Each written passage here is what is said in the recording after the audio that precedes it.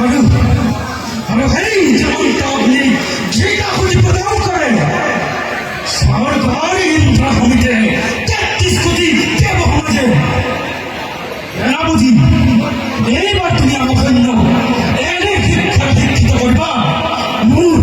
মূল একাধিক কর্মার্থে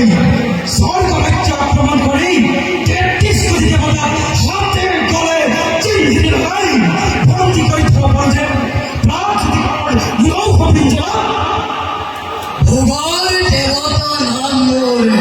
ইন্দ্র ৩৩ কোটি আগে মই দেবরাজ ইন্দ্র বহুত কই ক্ষমতাশালী বহুত কই শক্তিশালী আৰু বৰুণাই এই জগতত পৃথিৱীৰ প্ৰজাৰ সাহস হৈছে মোৰ কাম কোনো আপত্তি হয় সিহঁতে মৰি গ'লেও মোকে পূজা দিব লাগিব কাৰণ মই দেৱৰাজ ইন্দ্ৰ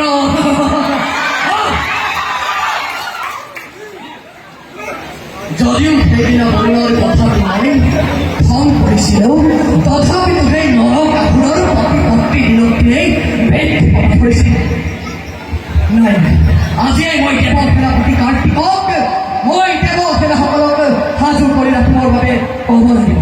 হয়তো কোনোবা মুহূৰ্তত আক্ৰমণ কৰিব পাৰে সেই অসুৰে মুহূর্তত হয় কিন্তু এই মুহূর্ত কোনটো সুন্দৰ যুৱক ধৰিত্ৰীৰ জাহাজ সন্তান নৰসুৰ আহিছা তুমি এই ইন্দ্ৰৰ ৰাজসভালৈ আত্মপৰিচয় দিবলৈ তোৰ মাতৃ পতিতা বহুন ধৰা তই তাইৰে সন্তান তোৰ কি আত্মপৰিচয় থাকিব পাৰে মই দেৱতা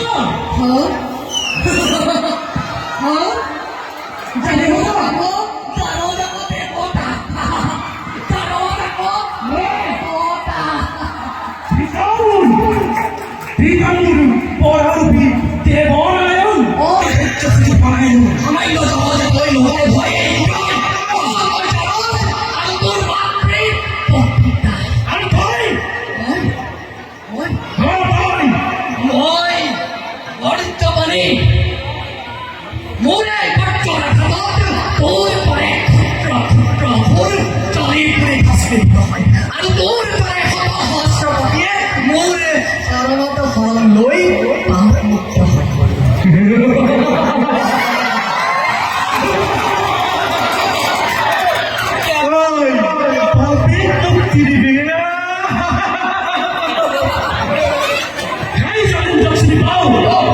যিজনে গুৰু পদৰ পত্নী অহল্যাৰ সত্য নষ্ট কৰি অপচয় হৈছিল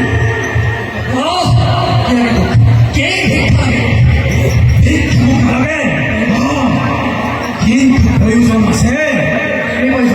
এই প্ৰয়োজন আছে তোৰ দ্বাৰা মুখা পিন্ধাইন্দ্ৰ মুখা খুলি আচল ৰূপ জগত প্ৰকাশ কৰা